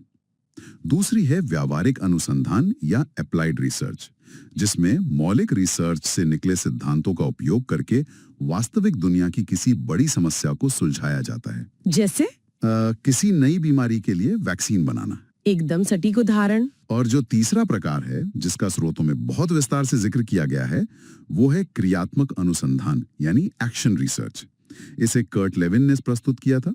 ये बड़े सिद्धांतों के बजाय तत्काल और स्थानीय समस्याओं को सुलझाने पर केंद्रित है। जी, एक्शन रिसर्च शिक्षा के क्षेत्र में बहुत इस्तेमाल होता है। बिल्कुल। इसके तीन महत्वपूर्ण कीवर्ड्स दिए गए हैं, स्थितिजन्य, सहयोगात्मक और सुधार। मान लीजिए किसी स्कूल में एक विशेष कक्षा के बच्चे गणित में लगातार खराब प्रदर्शन कर रहे हैं। वहां के शिक्षक कोई नया सार्वभौमिक नियम नहीं खोजना चाहते। उन्हें बस अपनी क्लास की समस्या सुलझानी है। हाँ, वे बस उस कक्षा की स्थिति सुधारना चाहते हैं। इसके लिए वे जो तुरंत कदम उठाएंगे और अध्ययन करेंगे, वो एक्शन रिसर्च होगी। बिल्कुल। और इसका एक बहुत ही स्पष्ट चक्र होता है। प्लान बनाएं यानी प्लान, अमल करें यानी एक्ट, अवलोकन करें यानी ऑब्जर्व और चिंतन करें यानी reflect. Plan, act, observe, reflect. हाँ, अगर गणित के उदाहरण को ही लें तो शिक्षक पहले पढ़ाने का नया तरीका सोचेंगे, वो प्लान हुआ। उससे कक्षा में लागू करेंगे, वो एक्ट हुआ। फिर देखेंगे कि क्या बच्चों के नंबर सुधरे, वो ऑब्जर्व हुआ। और अंत में ये सोचेंगे कि ये तरीका कितना सफल रहा या इसमें क्या बदलाव चाहिए, ये रिफ्लेक्ट हुआ। ये बहुत ही व्यावहारिक अप्रोच है। अब सिद्धांतों से थोड़ा आगे बढ़ते हुए ये जानना जरूरी है कि रिसर्च की कौन कौन सी विधियां होती हैं। स्रोतों में 5 प्रमुख अनुसंधान विधियों, जिन्हें द बिग 5 कहा गया है, उनका जिक्र है। पहली है प्रायोगिक विधि या एक्सपेरिमेंटल रिसर्च। ये कॉज एंड इफेक्ट पे काम करती है। हाँ, इसमें कारण और प्रभाव स्थापित किया जाता है। यहाँ एक बहुत ही महत्वपूर्ण बात यह है कि इसमें स्वतंत्र चर या इंडिपेंडेंट वेरिएबल में जानबूझकर हेरफेर किया जाता है और एक कंट्रोल ग्रुप रखा जाता है ताकि ये देखा जा सके कि बदलाव का असल असर क्या हुआ। दूसरी विधि है एक्स पोस्ट फैक्टो। ये तब इस्तेमाल होती है जब कोई घटना पहले ही घट चुकी होती है। मतलब घटना के बाद का अध्ययन? जी, चूंकि घटना हो चुकी है इसलिए इसमें चरों में कोई हेरफेर नहीं किया जा सकता। बस ये देखा जाता है कि जो हुआ उसका कारण क्या था। तीसरी विधि ऐतिहासिक या हिस्टोरिकल है। ये अतीत का पुनर्निर्माण करती है। इसमें दस्तावेजों की जांच बहुत अहम होती होगी। बिल्कुल, इसमें सबसे महत्वपूर्ण हिस्सा ये जांचना है कि जो ऐतिहासिक दस्तावेज मिले हैं वे असली हैं या नहीं। इसके लिए बाहरी आलोचना, जैसे ये जांचना कि कागज और स्याही उस जमाने की है या नहीं, और आंतरिक आलोचना, ये जांचना कि उसमें लिखी बातें ऐतिहासिक तथ्यों से मेल खाती हैं या नहीं, इसका उपयोग होता है। चौथी है वर्णनात्मक विधि या डिस्क्रिप्टिव, जो बुनियादी तौर पर सर्वेक्षण पर निर्भर करती है। ये केवल ये बताती है कि क्या है, ये क्यों की गहराई में नहीं जाती। हाँ, बस एक वर्णन देती है। और पांचवी विधि है नृवंश विज्ञान या एथनोग्राफिक रिसर्च। ये बहुत ही अलग है क्योंकि इसमें शोधकर्ता को किसी विशेष संस्कृति या समुदाय का हिस्सा बनना पड़ता है। वो बाहर से बैठकर अध्ययन नहीं कर सकता, उसे उनके बीच रहकर प्रतिभागी अवलोकन करना होता है। इन 5 प्रमुख विधियों के अलावा कुछ विशेष गुणात्मक दृष्टिकोण भी नोट्स में हैं, जैसे घटना विज्ञान या फिनोमेनोलॉजिकल, जहां किसी घटना को लेकर लोगों के व्यक्तिगत जीवित अनुभवों को गहराई से समझा जाता है। फिर एक बहुत ही अनूठी विधि है ग्राउंडेड थ्योरी। हाँ, इस ग्राउंडेड थ्योरी के बारे में नोट्स में जो लिखा है उसे समझना थोड़ा जटिल लग सकता है। इसे कहा गया है कि ये सीधे डेटा से सिद्धांत बनाती है। इसे अगर एक आसान एनालॉजी से समझें तो ये वैसा ही है जैसे बिना किसी रेसिपी बुक के खाना बनाना शुरू करना। अरे वाह, ये तो बहुत अच्छा उदाहरण है ना? आप बस अलग अलग सामग्री मिलाते हैं, चखते हैं, और जब एक बेहतरीन डिश बन जाती है तब आप उस डिश के आधार पर उसकी रेसिपी लिखते हैं। शोधकर्ता लोगों की बातों और व्यवहार को इकट्ठा करते हैं और उसी डेटा में से सिद्धांत निकालते हैं, न कि पहले से बने किसी सिद्धांत को उन पर थोपते हैं। ये तुलना बहुत ही सटीक है। इसके अलावा केस स्टडी का जिक्र है जो किसी एक व्यक्ति या घटना का बहुत ही सूक्ष्म विश्लेषण है। और फिर आता है मिक्स्ड मेथड्स, जहां मात्रात्मक और गुणात्मक दोनों डेटा का उपयोग करके परिणामों की पुष्टि की जाती है। इसे त्रिकोणीयन या ट्रायंगुलेशन कहा जाता है ना? हाँ, ताकि नतीजे ज्यादा भरोसेमंद हो। अब तक तो हमने इन सभी प्रकारों और विधियों पर चर्चा की है, लेकिन एक शोधकर्ता इस पूरी प्रक्रिया को जमीन पर कैसे उतारता है, इसके लिए स्रोतों में अनुसंधान के 8 सुनहरे चरण दिए गए हैं। ये समझना बहुत जरूरी है कि ये काम कैसे करता है। इसे 2 फेज में बांटा गया है। चलिए इसे एक उदाहरण से समझते हैं। ठीक है, मान लीजिए ये अध्ययन करना है कि आजकल कॉलेज के छात्र टेक्स्ट बुक्स पढ़ने के बजाय छोटी छोटी वीडियो रील से पढ़ाई करना क्यों पसंद कर रहे हैं। इस उदाहरण के साथ पहला फेज यानी द सेटअप शुरू होता है। पहला कदम है समस्या का निर्माण। क्या ये विषय फीजिबल है? क्या ये रोचक है? क्या इसमें कुछ नयापन है? जब ये तय हो जाता है तो दूसरा कदम आता है साहित्य समीक्षा या लिटरेचर रिव्यू। यहाँ शोधकर्ता ये देखेगा कि क्या दुनिया में किसी और ने छात्रों और वीडियो रील्स की पढ़ाई पर पहले से कोई रिसर्च की है। बिल्कुल, इसका उद्देश्य सिर्फ किताबें पढ़ना नहीं है, बल्कि रिसर्च गैप ढूंढना है। ये पता लगाना कि क्या खोजना अभी बाकी है। और सेटअप का तीसरा और आखिरी कदम है कार्यशील परिकल्पना या वर्किंग हाइपोथेसिस का निर्माण करना। इस उदाहरण में परिकल्पना ये हो सकती है कि चूंकि वीडियो रील्स दृश्य और श्रव्य दोनों माध्यमों का उपयोग करती हैं, इसलिए छात्र उन्हें टेक्स्ट बुक्स की तुलना में ज्यादा तेजी से समझते हैं। यहाँ से फेज 2 यानी निष्पादन या एग्जीक्यूशन शुरू होता है। जी, चौथा कदम है रिसर्च डिजाइन तैयार करना, जो इस पूरी प्रक्रिया का ब्लूप्रिंट होगा कि डेटा कैसे और कहां से जुटाया जाएगा। और 5वां कदम है डेटा संग्रह या डेटा कलेक्शन। शोधकर्ता छात्रों के बीच जाकर प्रश्नावली बांट सकता है या उनके इंटरव्यूज ले सकता है। छठा कदम उस भारी भरकम डेटा का विश्लेषण करना है। और फिर आता है 7वां और शायद सबसे अहम कदम, परिकल्पना परीक्षण या हाइपोथेसिस टेस्टिंग। जो परिकल्पना तीसरे कदम में बनाई गई थी, अब डेटा के आधार पर उसे परखा जाएगा। और 8वां कदम है उस पूरी रिसर्च की एक रिपोर्ट या थीसिस तैयार करना, जिसकी एक मानक संरचना होती है, प्रस्तावना, साहित्य समीक्षा, विधियां, परिणाम और अंत में उन परिणामों पर चर्चा। आपने 7वें कदम में परिकल्पना परीक्षण का जिक्र किया था। नोट्स में इस हिस्से को बहुत विस्तार से समझाया गया है। हाँ, ये बहुत महत्वपूर्ण हिस्सा है। एक परिकल्पना क्या है? ये असल में एक संभावित धारणा है जिसे परीक्षण के लिए बनाया जाता है। परिकल्पना मुख्य रूप से 2 प्रकार की होती है, नल हाइपोथेसिस और ऑल्टरनेटिव हाइपोथेसिस। नल हाइपोथेसिस हमेशा ये दावा करता है कि कोई अंतर या संबंध नहीं है। हमारे उदाहरण में नल हाइपोथेसिस ये होगा कि छात्रों के वीडियो रील्स देखने और उनके बेहतर नंबर आने के बीच कोई संबंध नहीं है।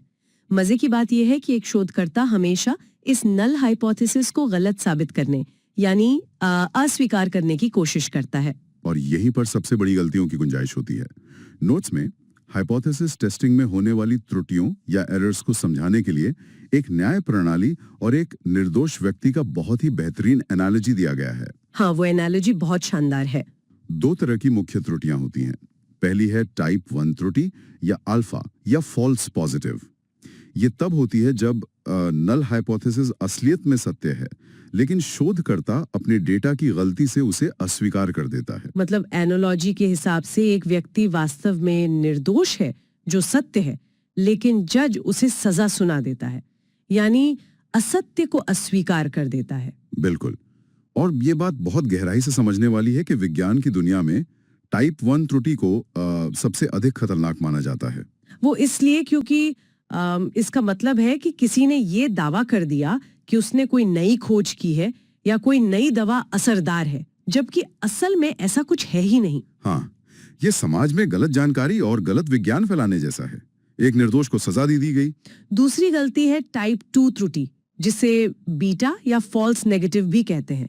ये तब होती है जब नल हाइपोथेसिस असत्य है, लेकिन शोधकर्ता उसे स्वीकार कर लेता है। यानी व्यक्ति दोषी है, लेकिन सबूतों के अभाव में जज उसे आजाद छोड़ देता है। और इन त्रुटियों से बचने के लिए सांख्यिकी में एक नियम तय किया गया है। यदि p वैल्यू 0.05 से कम या उसके बराबर है, तभी नल हाइपोथेसिस को अस्वीकार किया जाना चाहिए। इसका सीधा मतलब है कि इस बात की संभावना 5% से भी कम होनी चाहिए कि जो परिणाम मिले हैं वो महज एक संयोग हैं। अब चूंकि हम डेटा इकट्ठा करने और परीक्षण की बात कर ही रहे हैं, तो स्रोतों का अगला हिस्सा सैंपलिंग और डेटा टूल्स के बारे में है। पूरी आबादी का अध्ययन करना तो संभव नहीं है, इसलिए एक सैंपल चुना जाता है। जी, सैंपलिंग के 2 मुख्य प्रकार बताए गए हैं, प्रायिकता यानी प्रोबेबिलिटी और गैर प्रायिकता यानी नॉन प्रोबेबिलिटी। यहाँ नोट्स में एक बहुत अच्छी टिप दी गई है। जहां भी रैंडम शब्द आ जाए, समझ लीजिए वो प्रायिकता सैंपलिंग है। प्रायिकता सैंपलिंग मात्रात्मक रिसर्च में ज्यादा इस्तेमाल होती है। इसमें सिंपल रैंडम जैसे लॉटरी सिस्टम, स्ट्रेटिफाइड जहां आबादी को आय या उम्र जैसे समूहों में बांटकर चुनते हैं, क्लस्टर जहां स्कूलों या पूरे शहरों को एक समूह मानकर चुना जाता है, और सिस्टमैटिक जिसमें एक सूची में से हर 10वें व्यक्ति को चुनना शामिल है। दूसरी तरफ गैर प्रायिकता सैंपलिंग गुणात्मक रिसर्च के लिए है, जहां शोधकर्ता अपनी सुविधा या उद्देश्य के अनुसार सैंपल चुनता है। गैर प्रायिकता में एक तरीका बहुत ही दिलचस्प लगा मुझे, स्नोबॉल सैंपलिंग। हाँ, वो बर्फ के गोले वाला। बिल्कुल, जैसे बर्फ का एक छोटा गोला पहाड़ से नीचे लुढ़कते हुए बड़ा होता जाता है, इसमें भी वैसा ही होता है। मान लीजिए किसी शोधकर्ता को किसी छिपी हुई आबादी का अध्ययन करना है, जैसे मादक पदार्थों की लत से जूझ रहे लोग। ऐसे लोगों की कोई सरकारी सूची तो होती नहीं है। सही बात है। तो शोधकर्ता पहले किसी एक व्यक्ति तक पहुंचता है और फिर वो व्यक्ति उसे दूसरे ऐसे लोगों तक ले जाता है। ये एक के बाद एक चेन बनती जाती है। बहुत ही उपयोगी तरीका है ये। डेटा इकट्ठा करने के लिए मुख्य रूप से प्रश्नावली और साक्षात्कार का उपयोग होता है। प्रश्नावली कम खर्चीली है और इससे एक बड़े समूह तक पहुंचा जा सकता है, लेकिन इसमें कई बार लोग जवाब नहीं देते। रिटर्न रेट कम होता है। हाँ, वही साक्षात्कार गहराई से जानकारी देता है, आप लोगों के हाव भाव पढ़ सकते हैं, लेकिन ये समय लेने वाला और महंगा तरीका है। और जब ये सारा डेटा आ जाता है तो उसे मापने के लिए कुछ पैमानों की जरूरत होती है। इन पैमानों को नोट्स में NOIR नॉयर के रूप में याद रखने को कहा गया है। इन पैमानों या मेजरमेंट स्केल्स को समझना बहुत जरूरी है क्योंकि ये बताते हैं कि डेटा कितना सटीक है। ये एक सीढ़ी की तरह है। जी बिल्कुल। पहला है नाम मात्र या नॉमिनल, जहां केवल श्रेणियां होती हैं जैसे पुरुष या महिला। दूसरा है क्रम सूचक या ऑर्डिनल, जहां श्रेणियों के साथ रैंक भी जुड़ जाता है जैसे परीक्षा में पहला या दूसरा स्थान। सीढ़ी का तीसरा कदम है अंतराल या इंटरवल। यहाँ क्रम भी है और दो बिंदुओं के बीच की दूरी भी समान है, लेकिन एक पेच है। इसमें कोई वास्तविक शून्य या ट्रू जीरो नहीं होता। इस वास्तविक शून्य वाले विचार पर थोड़ा रुकते हैं। अगर हम तापमान का उदाहरण लें और कहें कि आज तापमान 0 डिग्री सेल्सियस है, तो आम बोलचाल में तो इसका मतलब यही लगता है कि वहां कोई तापमान नहीं है। तो फिर इसे वास्तविक शून्य क्यों नहीं माना जाता? ये एक बहुत ही लाजवाब सवाल है। देखिए, 0 डिग्री सेल्सियस का मतलब ये नहीं है कि वहाँ ऊष्मा या तापमान का पूरी तरह से अस्तित्व ही खत्म हो गया है। अच्छा। वहाँ अभी भी ठंडक है। ये सिर्फ एक मापन बिंदु है जिसे हमने अपनी सुविधा के लिए तय किया है। वास्तविक शून्य का मतलब है किसी चीज का पूर्ण रूप से न होना, और ये खूबी सिर्फ चौथे पैमाने यानी अनुपात या रेशो स्केल में होती है, जैसे कि वजन या आय। बिल्कुल। अगर किसी की आय 0 है तो इसका स्पष्ट अर्थ है कि उसके पास कोई पैसा नहीं है। ये पूर्ण अनुपस्थिति है। इसीलिए अनुपात पैमाना मापन का सबसे उच्चतम और सटीक स्तर है। तो ये सही तरीके से सवाल पूछने की एक पूरी कला और विज्ञान है। ये पूर्वाग्रहों को हटाकर सत्य के करीब पहुंचने का एक व्यवस्थित तरीका है। बिल्कुल सही। और चूंकि हमने इस चर्चा की बिल्कुल शुरुआत में ही ये देखा था कि रिसर्च की प्रकृति हमेशा एक चक्र की तरह होती है। वो एक समस्या से शुरू होकर हमेशा एक नई समस्या पर ही खत्म होती है। तो ये चक्र एक बहुत ही गहरे और विचारणीय बिंदु पर लाकर छोड़ देता है। अगर हर नई वैज्ञानिक खोज अंततः एक नए और कहीं अधिक जटिल सवाल का दरवाजा खोलती है, तो क्या कोई कभी उस अंतिम सत्य तक पहुंच सकता है? ये तो बहुत बड़ा दार्शनिक सवाल है ना? या फिर हमारे आसपास मौजूद वो हर चीज जिसे आज एक ठोस तथ्य मानकर स्वीकार किया जा रहा है, वो वास्तव में सिर्फ एक परिकल्पना है जो किसी उत्तर प्रत्यक्षवादी द्वारा भविष्य में गलत साबित होने का इंतजार कर रही है। सोचने वाली बात है। ये बात सच में सोचने पे मजबूर करती है कि अगली बार जब कोई फैक्ट सामने आए तो ये विचार जरूर आना चाहिए कि क्या ये अंतिम सत्य है या बस वर्तमान का सबसे अच्छा स्थापित सिद्धांत। इसी विचार के साथ आज के इस विश्लेषण को यहीं विराम देते हैं। सुनते रहिए और हमेशा नए सवाल पूछते रहिए। आज के इस डीप डाइव में स्वागत है। आज का हमारा जो मिशन है वो सच में बहुत खास है। हम रिसर्च एप्टीट्यूड या अनुसंधान अभिक्षमता के एक ऐसे हिस्से की गहराइयों में उतरने वाले हैं जो अक्सर जटिलता के आवरण में लिपटा रहता है। मेरा मतलब है डेटा और सांख्यिकी। हमारे सामने जो गहन नोट्स और रिसर्च सामग्री है वो उच्च शिक्षा, UGC नेट, JRF या असिस्टेंट प्रोफेसर एग्जाम्स की तैयारी करने वाले सभी एस्पिरेंट्स के लिए एक खजाना है। बिल्कुल। और मैं शुरुआत में ही ये स्पष्ट कर दूं कि ये चर्चा केवल किताबी ज्ञान या कुछ फॉर्मूलों को रटने के बारे में नहीं है। संख्याओं और डेटा को अक्सर एक बहुत ही शुष्क और नीरस विषय माना जाता है, लेकिन वास्तविकता में डेटा केवल एक भाषा है। अनुसंधान की पूरी प्रक्रिया इसी बात पर निर्भर करती है कि जानकारी को कैसे एकत्र किया जा रहा है और उन संख्याओं के पीछे छिपी असली कहानी को कैसे बाहर निकाला जा रहा है। तो चलिए इस यात्रा की शुरुआत बिल्कुल बुनियादी स्तर से करते हैं। कोई भी अनुसंधान हवा में नहीं होता है ना, उसके लिए कच्ची सामग्री चाहिए होती है जिसे हम डेटा कहते हैं। डेटा मुख्य रूप से 2 जगहों से आता है, प्राथमिक यानी प्राइमरी और द्वितीयक यानी सेकेंडरी स्रोत। इसे समझना काफी हद तक खाना पकाने जैसा है। प्राथमिक डेटा का मतलब है कि कोई खुद खेत में जाए, सब्जियां उगाए और फिर उन्हें पकाए। हाँ, ये एकदम मूल और कच्चा होता है। जब कोई शोधकर्ता खुद जाकर लोगों के बीच सर्वेक्षण करता है, प्रयोग करता है या किसी का साक्षात्कार लेता है तो वो प्राथमिक डेटा है। ये सबसे अधिक विश्वसनीय होता है, लेकिन इसमें समय और ऊर्जा की बहुत खपत होती है। वहीं दूसरी तरफ द्वितीयक डेटा ऐसा है जैसे सुपरमार्केट से कटी कटाई सब्जियां ले आना। मतलब जो जानकारी पहले से ही किसी और ने इकट्ठा कर रखी है, जैसे प्रकाशित किताबें, जर्नल्स या किसी संस्था की पुरानी रिपोर्ट्स। सही कहा है। और यहाँ पर एक बहुत ही दिलचस्प पहलू सामने आता है। कोई एक डेटा किसी के लिए प्राथमिक हो सकता है और वही डेटा किसी और के लिए द्वितीयक। अगर हम इसे एक बड़े उदाहरण से समझें तो हर 10 साल में होने वाली सरकारी जनगणना या सेंसस को देखा जा सकता है। जब सरकार घर घर जाकर ये जानकारी जुटाती है तो वो उनके लिए प्राथमिक डेटा होता है। लेकिन जब कल को कोई स्वतंत्र अर्थशास्त्री अपनी किसी नई रिसर्च के लिए उसी सरकारी रिपोर्ट के आंकड़ों का इस्तेमाल करता है तो वही जानकारी उसके लिए द्वितीयक बन जाती है। बिल्कुल।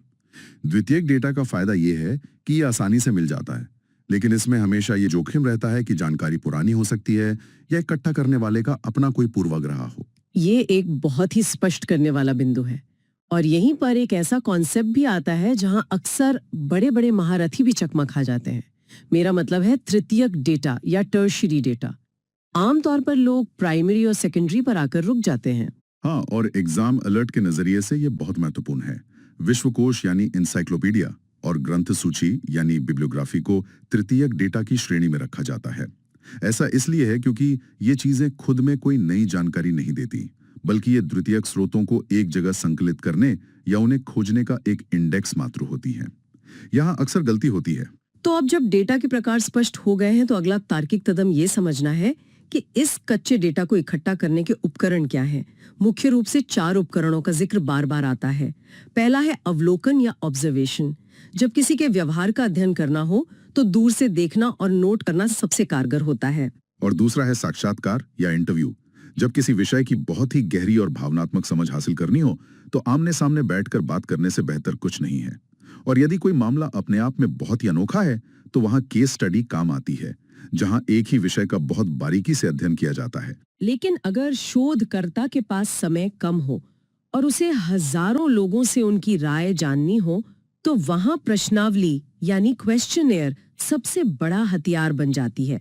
लेकिन इस डेटा संग्रहण की दुनिया में एक बहुत ही सूक्ष्म अंतर है जो प्रश्नावली और अनुसूची या शेड्यूल्स के बीच का है। बाहर से देखने पर दोनों एक जैसे लगते हैं, सवालों की एक लंबी सूची। हाँ, लेकिन इनका इस्तेमाल करने का तरीका पूरी कहानी बदल देता है। प्रश्नावली में सवालों की सूची उत्तरदाता के हाथ में दे दी जाती है और वो उसे खुद पढ़कर भरता है। इसमें जोखिम यह है कि हो सकता है उत्तरदाता किसी सवाल का गलत मतलब निकाल ले। इसके विपरीत अनुसूची में सवालों का पर्चा शोधकर्ता या एन्यूमरेटर के अपने हाथ में होता है। बिल्कुल, वो खुद उत्तरदाता के सामने बैठता है, उससे मौखिक रूप से सवाल पूछता है और उसके जवाब खुद दर्ज करता है। इससे यह सुनिश्चित हो जाता है कि कोई भी जानकारी अधूरी न रहे। डेटा को मापने के लिए स्टीवंस की टैक्सोनॉमी नाम की एक बहुत ही प्रसिद्ध व्यवस्था है जो मापन को 4 स्तरों वाली एक सीढ़ी के रूप में देखती है। सीढ़ी का सबसे निचला स्तर है नाम मात्र पैमाना या नॉमिनल स्केल। तो क्या ये पैमाना वास्तव में कोई गणितीय मापन करता है? अगर सच कहा जाए तो नॉमिनल स्केल मापन से ज्यादा पहचान के बारे में है। यहाँ कोई क्रम नहीं है, केवल अलग अलग श्रेणियां हैं। इसका सबसे बेहतरीन उदाहरण खिलाड़ियों की जर्सी के नंबर हैं। अगर किसी फुटबॉलर की जर्सी पर 10 नंबर लिखा है और दूसरे की जर्सी पर 5 नंबर, तो इसका यह मतलब कतई नहीं है कि 10 नंबर वाला खिलाड़ी 5 नंबर वाले से 2 गुना शानदार खेलता है। ये नंबर केवल उसकी पहचान है, ठीक उसी तरह जैसे लोगों का ब्लड ग्रुप या पिन कोड होता है। इस स्तर पर हम केवल बहुलक या मोड़ का पता लगा सकते हैं, यानी वो श्रेणी जो किसी समूह में सबसे ज्यादा बार आई हो। सही है। सीढ़ी का अगला कदम है स्तर 2, क्रम सूचक पैमाना या ऑर्डिनल स्केल। जैसा कि नाम से ही जाहिर है, यहाँ पहचान के साथ क्रम भी जुड़ जाता है। जैसे कक्षा में छात्रों की रैंक, पहला, दूसरा, तीसरा स्थान, या फिर वो लिकर्ट स्केल जो हम अक्सर फीडबैक फॉर्म्स में देखते हैं, पूरी तरह सहमत से लेकर पूरी तरह असहमत तक। लेकिन ऑर्डिनल स्केल की अपनी एक बहुत बड़ी सीमा है। ये तो बता देता है कि कौन आगे है और कौन पीछे, लेकिन ये नहीं बताता कि उनके बीच की दूरी कितनी है। बिल्कुल। दौड़ में पहले और दूसरे स्थान पर आने वाले धावकों के बीच केवल 1 सेकंड का अंतर हो सकता है, जबकि दूसरे और तीसरे वाले के बीच 10 सेकंड का अंतर हो सकता है। क्रम तो तय है, लेकिन दूरी असमान है। इसीलिए ऐसे डेटा का विश्लेषण करते समय माध्यका या मीडियन का उपयोग सबसे उपयुक्त माना जाता है। ये असमान दूरी वाली बात हमें सीढ़ी के तीसरे स्तर पर ले आती है, अंतराल पैमाना या इंटरवल स्केल। यहाँ क्रम भी होता है और 2 बिंदुओं के बीच की दूरी भी हमेशा समान होती है।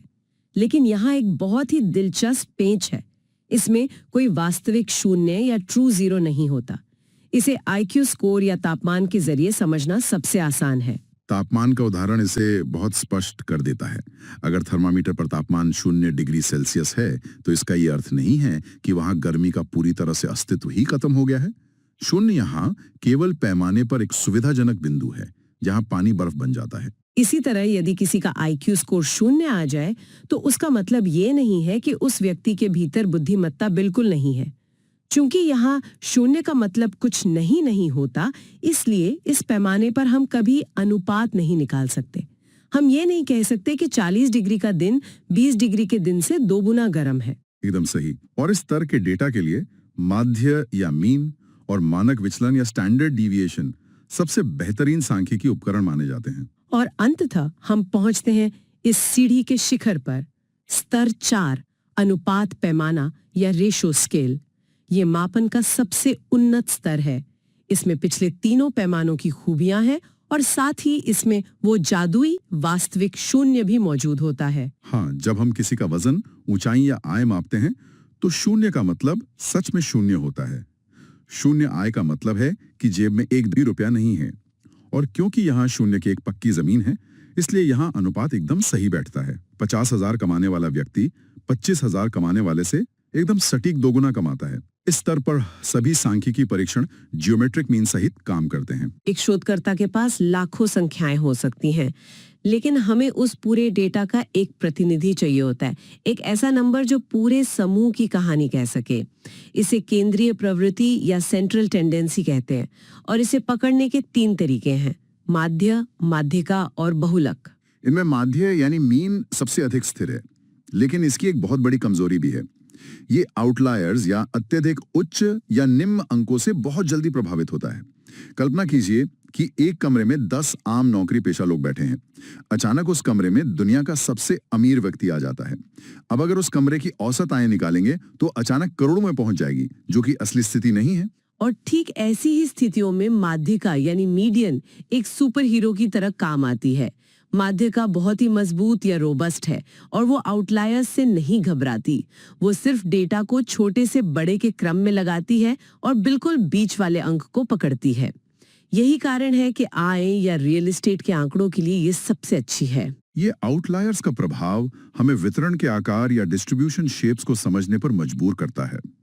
सामान्य वितरण में मीन, मीडियन और मोड तीनों एकदम बीच में एक ही बिंदु पर होते हैं, लेकिन वास्तविक डेटा अक्सर तिरछा या स्क्यूड होता है। अगर डेटा नकारात्मक रूप से तिरछा या लेफ्ट टेल है तो कम अंक माध्य को नीचे खींच लेते हैं। ऐसे में मोड सबसे बड़ा होता है, फिर मीडियन और मीन सबसे छोटा। और सकारात्मक रूप से तिरछे डेटा में उच्च अंक माध्य को ऊपर खींच लेते हैं। इन तीनों के बीच एक सूत्र होता है, मोड बराबर 3 गुना मीडियन माइनस 2 गुना मीन। केंद्रीय प्रवृत्ति के बाद बात आती है फैलाव या डिस्पर्शन की। फैलाव मापने का सबसे आदिम तरीका रेंज या विस्तार है, लेकिन इसकी कमजोरी ये है कि ये केवल 2 चरम अंकों पर निर्भर करता है। इसके बाद चतुर्थक विचलन या क्वार्टाइल डेविएशन पर बात होती है, जो बीच का 50% हिस्से को मापता है और माध्यिका के साथ उपयोग होता है। लेकिन अगर डेटा सामान्य है तो कार्ल पियर्सन द्वारा दिया गया मानक विचलन या स्टैंडर्ड डेविएशन सबसे विश्वसनीय मापक है। मानक विचलन की असली ताकत नॉर्मल प्रोबेबिलिटी कर्व या एनपीसी के साथ सामने आती है। अगर डेटा सामान्य है तो माध्य से एक मानक विचलन के दायरे में 68.26% डेटा आ जाता है। 2 मानक विचलन में 95.44% और 3 मानक विचलन में 99.73% डेटा शामिल हो जाता है। ये जादुई प्रतिशत परीक्षा के लिए बहुत अहम है। अब डेटा विश्लेषण के व्यवहारिक अनुक्रम पर नजर डालते हैं। ये 5 चरणों की प्रक्रिया है। पहला एडिटिंग यानी गलतियां सुधारना, दूसरा कोडिंग यानी प्रतीक देना, तीसरा क्लासिफिकेशन यानी समूहीकरण, चौथा टैब्यूलेशन यानी रो और कॉलम में सजाना और पांचवा कैलकुलेशन। पीवाईक्यू के संदर्भ में अक्सर SPSS सॉफ्टवेयर का जिक्र होता है जो ये कैलकुलेशन सेकंड्स में कर देता है। कैलकुलेशन में सहसंबंध या कोरिलेशन बहुत महत्वपूर्ण है। इसकी रेंज -1 से +1 तक होती है। पियर्सन का R रेखीय डेटा के लिए इस्तेमाल होता है और स्पीयरमैन का रो रैंक किए गए ऑर्डिनल डेटा के लिए अपनी भूमिका निभाता है। अब हम इस डीप डाइव के सबसे महत्वपूर्ण हिस्से में प्रवेश कर रहे हैं। पैरामेट्रिक बनाम नॉन पैरामेट्रिक परीक्षण, इन दोनों के बीच का अंतर समझना किसी भी शोधकर्ता के लिए गेम चेंजर साबित हो सकता है। पैरामेट्रिक परीक्षण बहुत शक्तिशाली हैं, लेकिन वे नॉर्मल बेल कर्व और अंतराल या अनुपात डेटा की मांग करते हैं। जब दो समूहों की तुलना करनी हो तो टी टेस्ट उपयोग होता है। 3 या अधिक समूहों के लिए अनोवा का उपयोग किया जाता है, और यदि सैंपल का आकार 30 से बड़ा हो तो जेड टेस्ट मैदान में आता है। लेकिन असल दुनिया में डेटा हमेशा इन नियमों का पालन नहीं करता। जब डेटा तिरछा हो या केवल नाम मात्र या क्रम सूचक हो, तब नॉन पैरामेट्रिक परीक्षण काम आते हैं। बिल्कुल, नॉन पैरामेट्रिक में सबसे बड़ा नाम काई स्क्वायर का है, जिसे गुडनेस ऑफ फिट के लिए भी जाना जाता है। इसी तरह टी टेस्ट के विकल्प के रूप में मान विटनी यू टेस्ट और अनोवा के विकल्प के रूप में क्रुस्कल वैलिस टेस्ट का इस्तेमाल होता है। एग्जाम लॉजिक के नजरिए से मैं कुछ परिदृश्य रखती हूँ।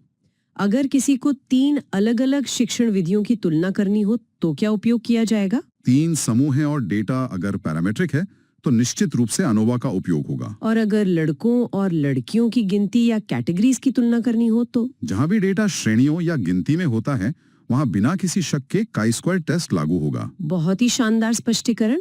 अब पीवाईक्यू के कुछ गोल्डन फैक्ट्स तेजी से साझा करते हैं। पीक्डनेस या डेटा के नुकीलेपन को मापने के लिए कुर्टोसिस का उपयोग होता है, और स्थिरता के क्रम की बात करें तो स्टैंडर्ड डेविएशन सबसे स्थिर है, उसके बाद मीन डेविएशन, फिर क्वार्टाइल डेविएशन और सबसे कम रेंज है। अगर हम इस पूरे अनुसंधान की यात्रा को एक स्वर्णिम अनुक्रम या गोल्डन सीक्वेंस में समेटें तो ये 6 कदम हैं। कच्चे डेटा का संग्रह, फिर टैब्यूलेशन, उसके बाद वर्णनात्मक सांख्यिकी या डिस्क्रिप्टिव स्टैट्स, फिर सामान्यता या नॉर्मैलिटी की जांच, उसके बाद अनुमानित सांख्यिकी या इन्फेरेंशियल स्टैट्स, और अंत में परिकल्पना या हाइपोथेसिस की व्याख्या। और जो उम्मीदवार तैयारी कर रहे हैं उन्हें याद रखना चाहिए कि स्रोत सामग्री में एक बेहतरीन द्विभाषी शब्दावली सूची भी है। जैसे सेंसस को जनगणना और इन्फेरेंस को अनुमान कहते हैं।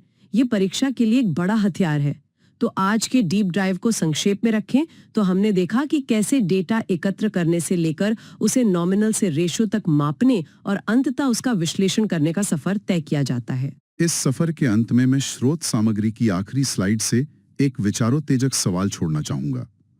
आज हमने सीखा कि डेटा को कैसे मापा और विश्लेषित किया जाता है, जिससे निष्कर्ष निकालने की अपार शक्ति मिलती है। लेकिन अगला विषय अनुसंधान नैतिकता या रिसर्च एथिक्स का आता है।